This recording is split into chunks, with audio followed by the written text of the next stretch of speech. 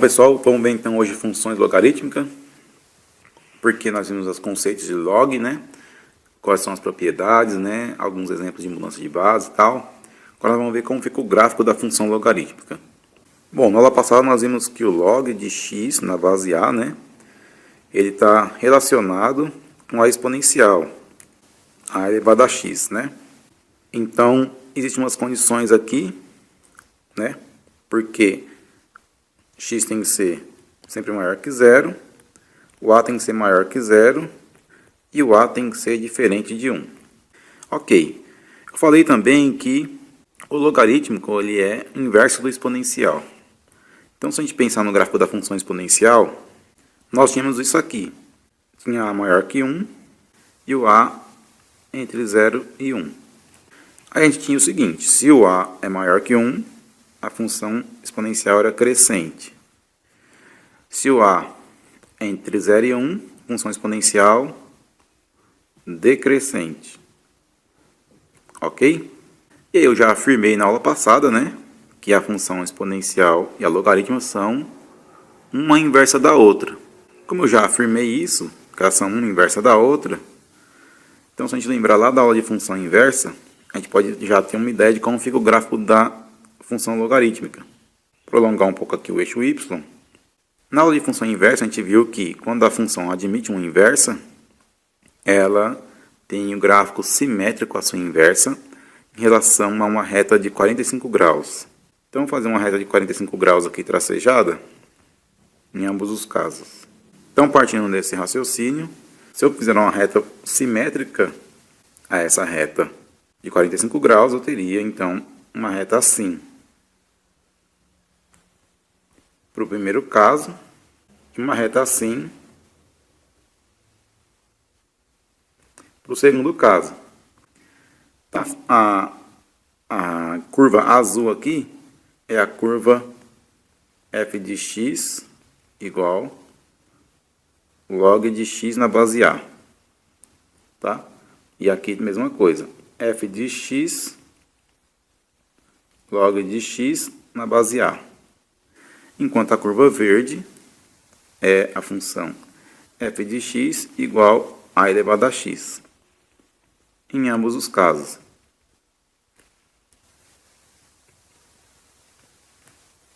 Então a curva azul aqui é para dar uma ideia de como ficaria então a função logarítmica, ok? Então veja que ela está sempre para valores de x maior que zero e depende aí se o a é maior que 1 ou se o a está entre 0 e 1 para ter o formato da função.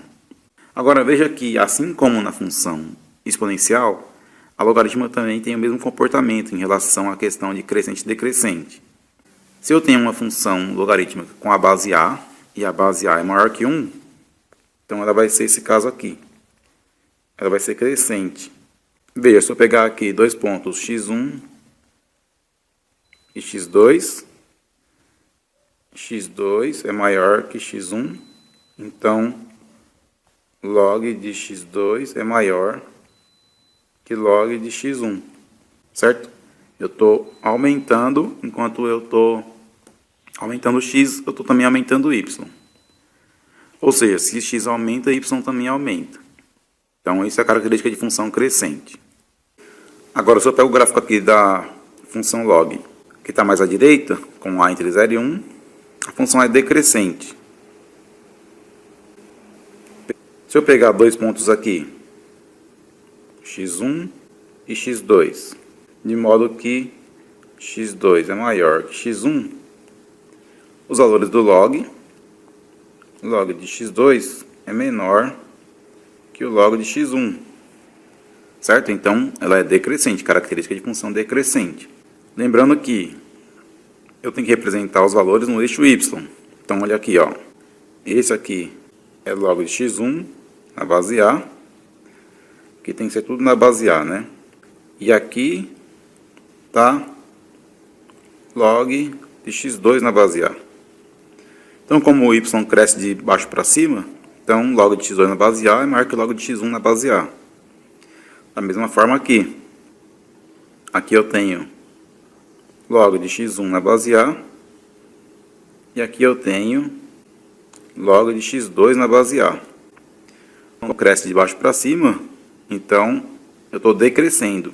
Eu estou diminuindo os valores de y conforme eu aumento o x aqui. O log de x2 ficou abaixo do log de x1, no caso mais à direita aqui. Então a função é decrescente. Então, só explicando aqui, por enquanto, o formato da função log, né? A gente viu pela definição que x tem que ser sempre maior que zero, que está aqui. E o a tem que ser maior que zero, diferente de 1, devido à exponencial. E a gente fez aqui, então, um esboço do gráfico. Então, a gente já pode considerar o seguinte. A função log admite inversa, e a inversa dela é a exponencial. Tá? Outro ponto importante que a gente vai considerar aqui já de cara, que existe uma restrição aqui para os valores de x maior que zero. Então, toda função log, ela vai ter o domínio tal que x pertence aos reais, tal que x maior que zero. Tá? Então, só uma atenção aqui, que x aqui é o logaritmando, tá? X é o logaritmando. Então, se o logaritmando fosse x mais 1, então x mais 1 seria maior que zero. Se o logaritmando fosse x quadrado mais 3, então x quadrado mais 3 seria maior que zero. Tá? Então, só atenção nisso, não é o x apenas, é o logaritmando inteiro. É que nesse exemplo aqui, o logaritmando é o x. Nós vamos ter uma aula sobre exercício de domínios e vai ficar mais claro isso aqui. Então, existe essa restrição aqui, x tem que ser sempre maior que zero. E para y? Y tem restrição aqui? Por essa curva azul aqui que a gente desenhou, y não tem restrição, né?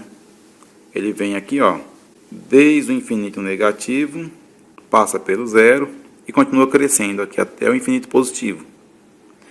Da mesma forma, quando ela é decrescente, a função vem desde o infinito positivo, vai decrescendo e vai até o infinito negativo. Então, para y não existe restrição, somente para x. Então, se não existe restrição para y, a gente pode falar então agora da imagem da função. Como não há restrição, então a imagem da função vai ser todos os números reais. Ok? Então isso aqui resume as propriedades da função logarítmica. Vamos fazer agora dois gráficos, um crescente e outro decrescente, com números, para a gente entender melhor isso aqui. Então, no primeiro caso, eu vou pegar f de x igual log de x na base 3, ok? Vamos fazer uma tabelinha aqui, x e f de x. Então, vamos pegar alguns valores aqui. Bom, lembrando lá do nosso gráfico, a gente tinha aqui x, sempre maior que zero, né? Então, a gente pode já pensar, pegar alguns valores de x próximo de zero, outros valores maiores. Então, fazendo isso aqui, vamos pegar x igual a 1 nono, x igual a 1 terço, x igual a 3, x igual a 9, ok? Então, para cada caso aqui, a gente calcula o f. Então, log de 1 nono na base 3, log de 1 terço na base 3, log de 3 na base 3 e log de 9 na base 3. Nós vamos ter o seguinte, existe um número aqui, c, tal que 3 elevado a c é igual a 1 nono. Com esse raciocínio aqui, nós vamos fazer aqui 3 elevado a c é igual a 1 nono. Bom, a gente sabe daqui que eu posso escrever como 1 sobre 3 ao quadrado. Ok? Estou tentando levar tudo para a base 3 aqui. E esse 3 ao quadrado, quando ele está na parte de baixo, no denominador da fração, a gente pode jogar ele para cima invertendo o sinal do expoente, né? Propriedade de potenciação aqui. Então, 3 elevado a c pode ser igual aqui a 3 elevado a menos 2. Ok? Eu inverti essa fração, coloquei o 3 no numerador e o 1 no denominador, porém eu tenho que inverter o sinal do expoente. Então, daqui a gente conclui que c é igual a menos 2. Na verdade, então, o log de 1 nono na base 3 é menos 2. Mesma coisa aqui. Coloca c, então, 3 elevado a c tem que dar 1 terço. Então, 3 elevado a c é igual, então, ficar aqui 1 terço, que que é 3 elevado a 1. Se eu fizer a inversão, como eu fiz no caso de cima, fica 3 a menos 1. Portanto, C é igual a menos 1. Então, log de 1/3 na base 3 é menos 1. Terceiro caso, C igual ao anterior aqui. Então, 3 elevado a C igual a 3. Então, se eu pensar que 3 é igual a 3 elevado a 1, eu concluo logo que C é igual a 1. O quarto caso aqui, então, 3 elevado a C é igual a 9. 3 elevado a C é igual a 9, que é 3 ao quadrado. Então, C é igual a 2. Tá? Então, aqui fica minha tabelinha aqui pronta para eu fazer o gráfico. Então, vamos deixar um pouco mais para cima isso aqui. E vou refazer a tabela agora com os valores de x e f de x, já pensando no cálculo que eu fiz. Ok? Então, refazendo essa tabela aqui, x eu tinha 1/9, 1/3, 3 e 9. Para f de x, eu cheguei em menos 2, menos 1, 1 e 2. Então, fazendo o gráfico aqui. Então, vamos colocar esses pontos no gráfico, né? Então, olha lá. X igual a 1/9, y igual a menos 2. Então, teríamos aqui 1 e menos 2. O próximo ponto, x igual a 1/3, y igual a menos 1. Então, aqui 1/3 menos 1. Teríamos um ponto aqui, nesse caso aqui. Próximo caso, x igual a 3, y igual a 1. Então, aqui teria esse ponto aqui. E o último caso, x igual a 9, y igual a 2. Então, seguindo esse raciocínio, temos aqui um quarto ponto. Então, o gráfico dessa função seria um gráfico passando por esses 4 pontos. Logo, seria algo assim.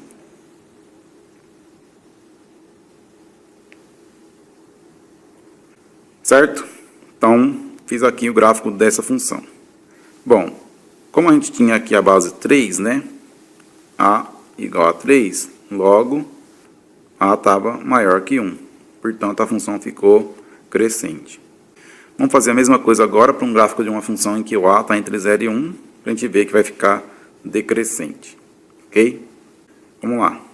Então, vamos pegar a função f de x igual log de x na base meio.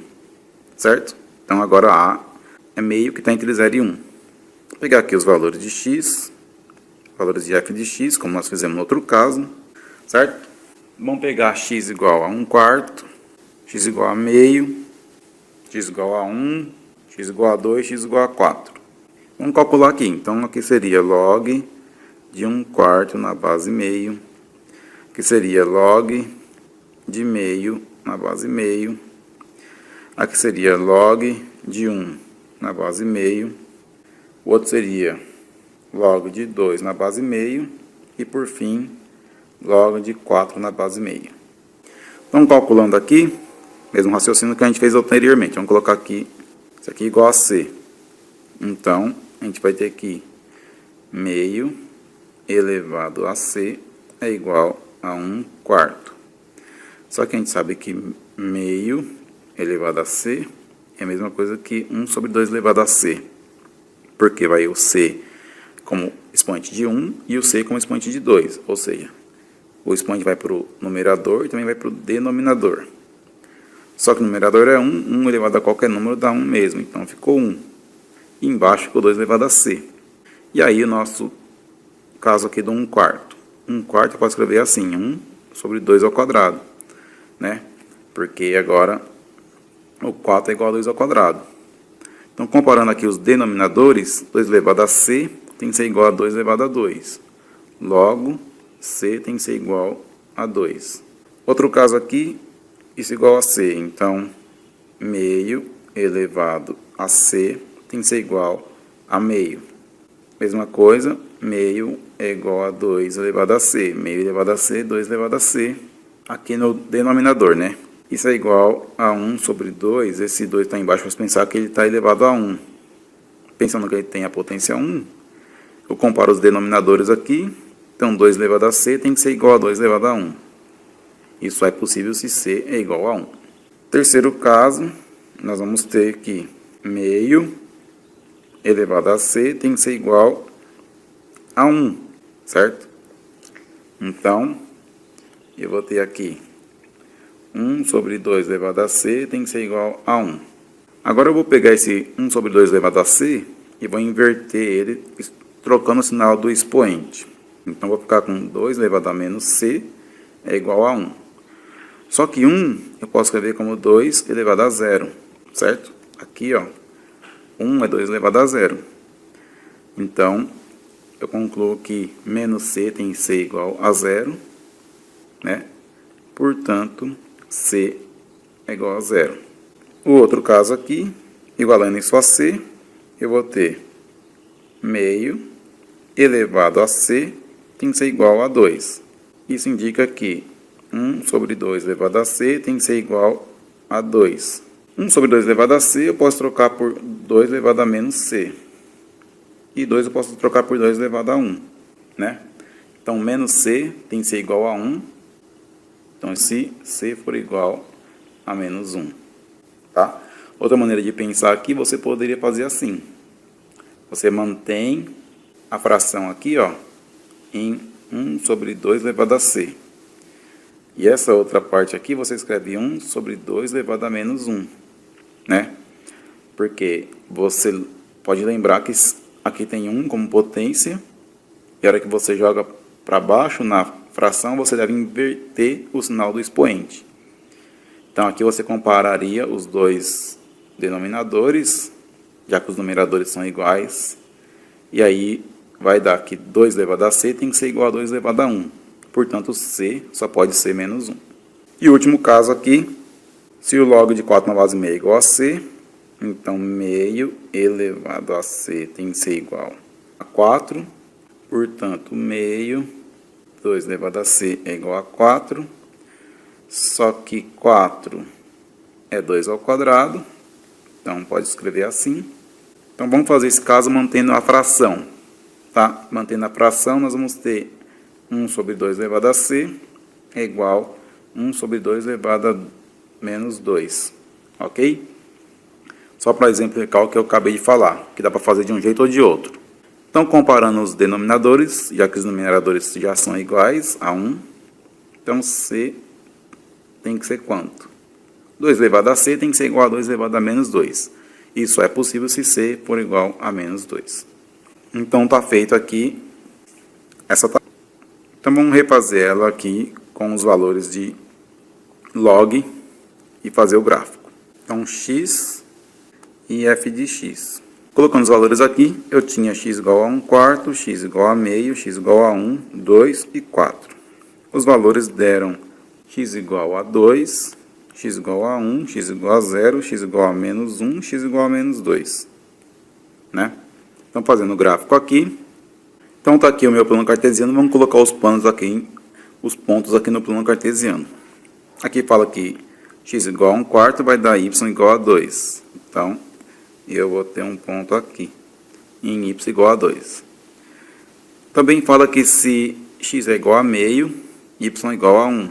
Então, eu vou ter aqui um ponto em y igual a 1, quando x é igual a meio, né?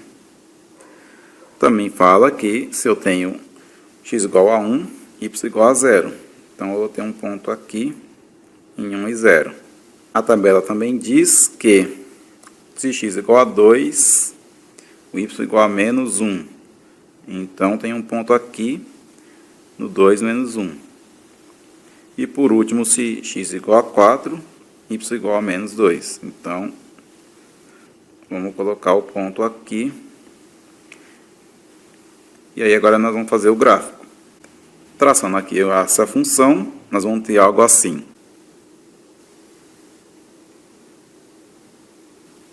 Ok?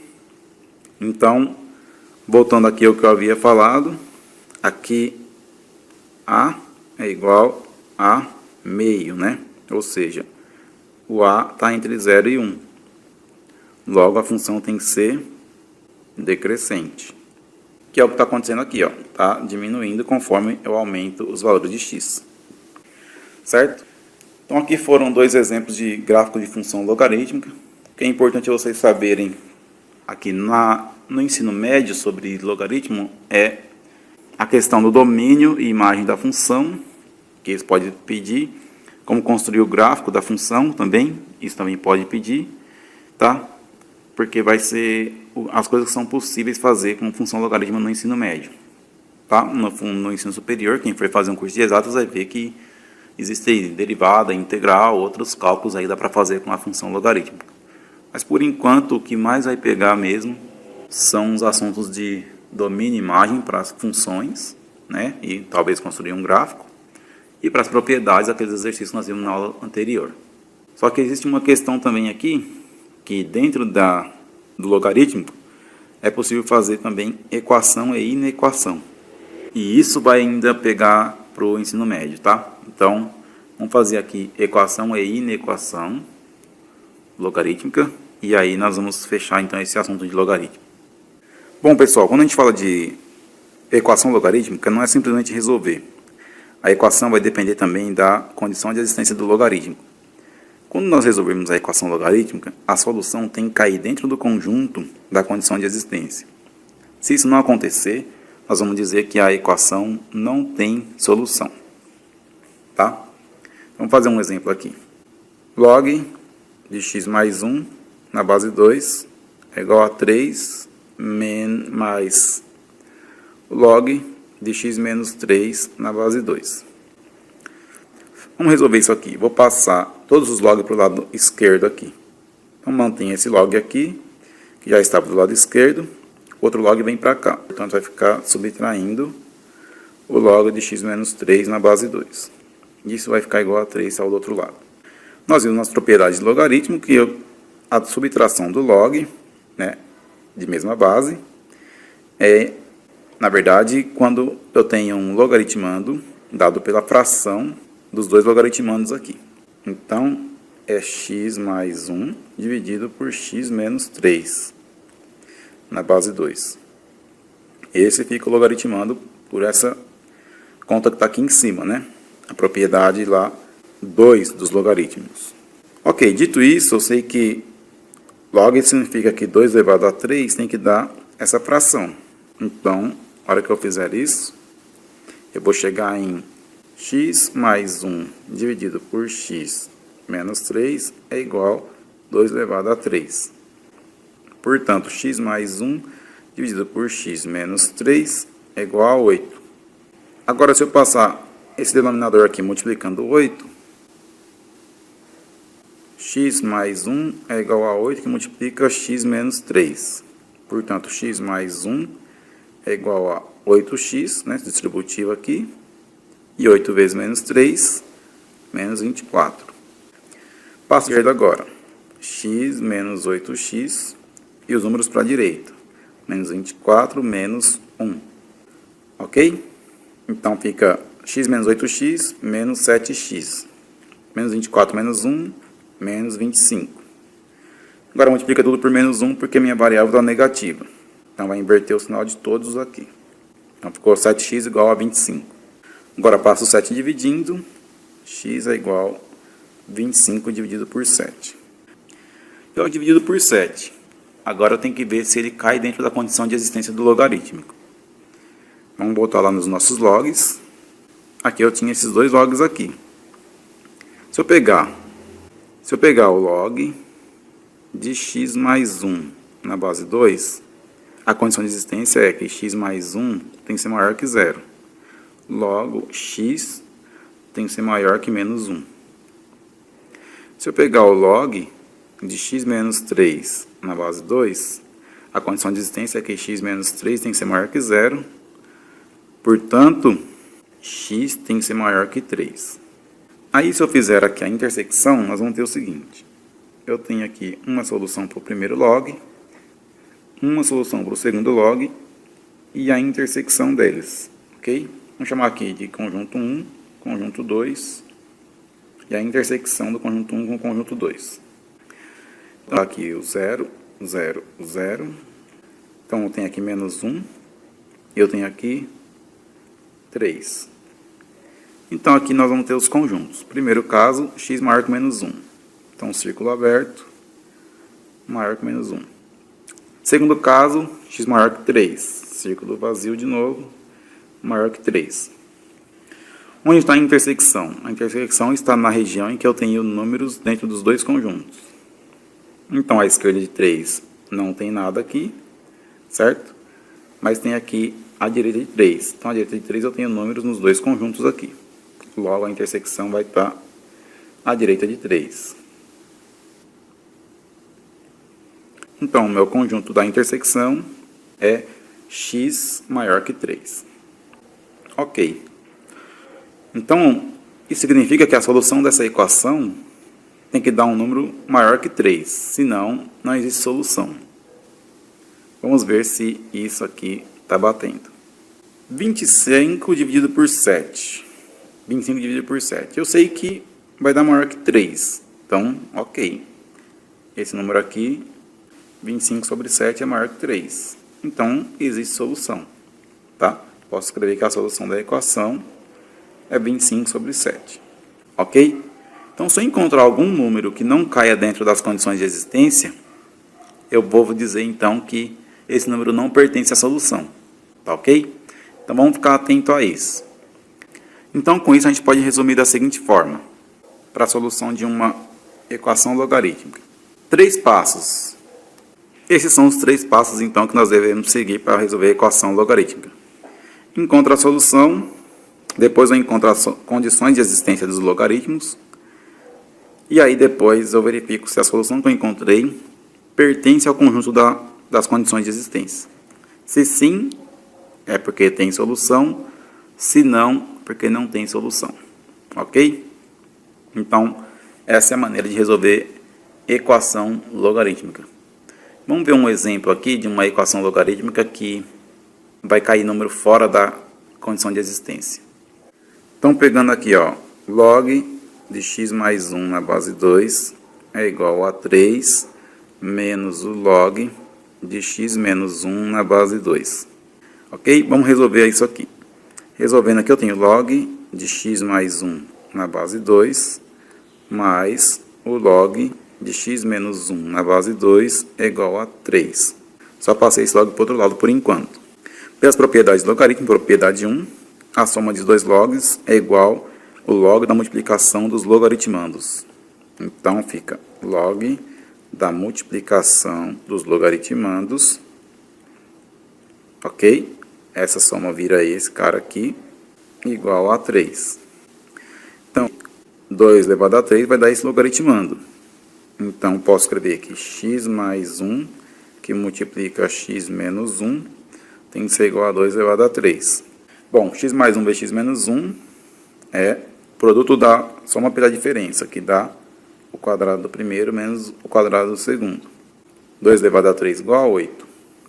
Portanto, x ao quadrado é igual a 8 mais 1, passando esse 1 para o outro lado. Portanto, x quadrado vai ser igual a 9. X é igual a raiz de 9. X igual a 3 ou x igual a menos 3. Certo? Então, deu 3 e menos 3. Duas raízes aqui, já que é a equação de segundo grau. Agora, vamos ver as condições de existência. As condições de existência diz que de x mais 1 na base 2 tem uma condição dada por x mais 1 maior que 0. Isso implica que x tem que ser maior que menos 1. O log de x menos 1 na base 2 tem uma condição de existência que x menos 1 tem que ser maior que 0. Logo, x tem que ser maior que 1. Então, vamos lá. Reta 1, reta 2, reta da intersecção 1, intersecção com 2. Estabelecendo aqui 0 para todo mundo. Eu tenho, no primeiro caso, menos 1, no segundo caso, 1. E os conjuntos são maior que menos 1, está aqui. Maior que 1, está aqui. Portanto, a intersecção está maior que 1. Então, está aqui minha intersecção. Eu tenho que ser números maiores que 1. Quando eu pego o meu caso de solução aqui, eu encontrei 2 números. Quais são os números que eu encontrei? Eu encontrei o menos 3, encontrei o 3. certo? Tá aqui, ó, menos 3 e 3. São os números que eu encontrei na solução da equação. Aí, eu tenho aqui o caso do 3, que não caiu dentro do conjunto da condição de existência.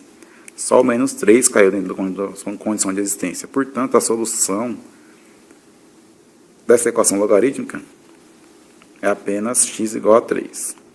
Menos 3 não pertence à solução. Ok? Então, é dessa forma que nós vamos trabalhar com equações logarítmicas. Fiz dois exemplos aqui. Um exemplo, uma equação mais simples de primeiro grau, outra de segundo grau. Mas a ideia é sempre essa, que a gente tenha que trabalhar com a solução, depois achar o conjunto das condições de existência e checa se a solução pertence a esse conjunto. Agora eu vou fazer aqui dois casos mais complexos, tá? Que são quando as bases são diferentes. O que vai acontecer na solução da equação logarítmica quando os logs têm bases diferentes? Todos que eu fiz até agora a base era igual, né? Base 2. E agora vamos ver o que acontece quando as bases são diferentes. Bom, então está aqui o exemplo de um log com bases diferentes, né? Equação logarítmica com um log com bases diferentes. Então a ideia é trazer tudo para a mesma base, tá? Sempre para a gente conseguir depois usar as propriedades. Resolvendo aqui, então a gente vai ter o seguinte: log de 3x mais 1 na base 2 menos. Esse log aqui, ó, nós vamos mudar ele para base 2. Então vai ficar log de x mais 1 na base 2 dividido por log de 4 na base 2. Fiz aqui a mudança de base. Mantém aqui igual a meio. Então, continuando aqui, log de 3x mais 1 na base 2 menos o log de x mais 1 na base 2 dividido por log de 4 na base 2. Só que log de 4 na base 2 é 2, né? Porque 2 elevado a 2 dá 4. Então, isso é igual a 2. Isso aqui é meio. Continuando aqui, eu vou multiplicar a equação inteira por 2 para eliminar esse 2 que está aqui embaixo, certo? Esse 2 aqui de denominador. Então, vai ficar 2 log de 3x mais 1 na base 2 menos o log de x mais 1 na base 2 é igual a 2 vezes meio dá 1. Continuando aqui, vou ter que usar a propriedade de logaritmo de novo. Esse cara aqui, usando a propriedade de logaritmo, eu vou ter que jogar esse 2 que está aqui na potência aqui do logaritmando. Então, vai ficar log de 3x mais 1 ao quadrado na base 2 menos log de x mais 1 na base 2 igual a 1. Continuando aqui, agora vamos usar de novo a propriedade de logaritmo, né? Eu tenho uma subtração aqui de 2 logs, então vai dar o log da fração, né? Então vai dar 3x mais 1 ao quadrado dividido por x mais 1 na base 2 igual a 1. Então, nós vamos ter que 3x mais 1 ao quadrado dividido por x mais 1 é igual a 2 elevado a 1, que é igual a 2. Então, agora eu vou passar esse cara aqui multiplicando, vou ficar com 3x mais 1 ao quadrado é igual a 2 vezes x mais 1. Faço a distributiva aqui. Nós vamos ter 3x mais 1 ao quadrado. Então, ao quadrado do primeiro, mais 2 vezes o primeiro vezes o segundo, mais o quadrado do segundo. Isso é igual a 2 vezes x, 2x, 2 vezes 1, 2. Isso vai ficar, então, 9x ao quadrado. 2 vezes 3, 6, vezes 1, 6. Então, mais 6x, mais 1, é igual a 2x mais 2. Organizando isso tudo na esquerda aqui, vai ficar 9x ao quadrado, mais 6x, menos 2x, mais 1, menos 2. Isso é igual a 0. Portanto, vai ficar 9x quadrado, mais 4x, menos 1, igual a 0. Cheguei de novo numa equação de segundo grau. Vamos resolver essa equação de segundo grau aqui. Então, delta é igual Delta é igual a b ao quadrado, então fica 4 ao quadrado menos 4 vezes a, que é 9, vezes c, que é menos 1.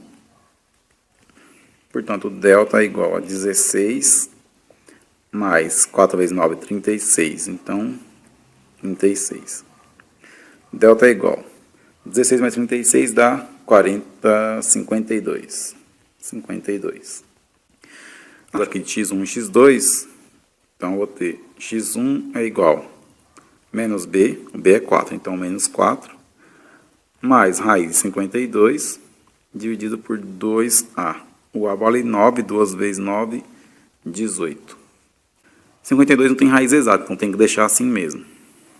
Então, vamos agora para o x2, que é menos b, menos raiz de 52 sobre 18. Agora nós vamos ter que fazer aqui a avaliação das condições de existência. Eu tinha um dos logs, né, que era 3x mais 1.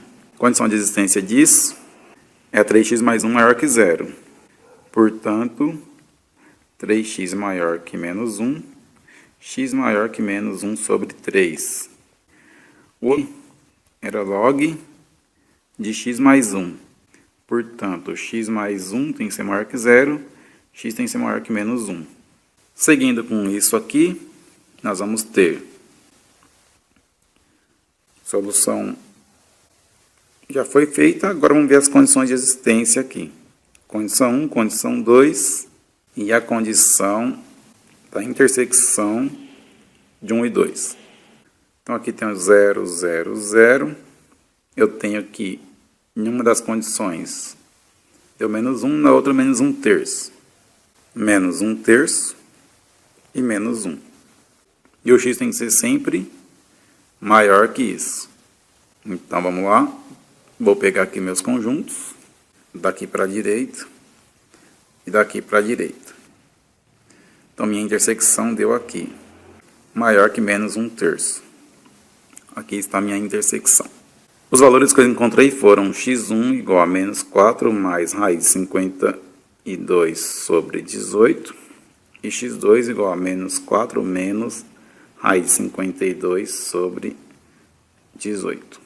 Bom, aqui eu vou ter que fazer uma aproximação, tá? Eu não sei quanto que é a raiz de 52, mas eu sei que o número mais próximo de 52 que tem raiz é 49.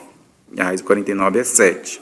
Então, aqui, se eu pensar nisso, eu sei que a raiz de 52 tem que ser maior que a raiz de 49.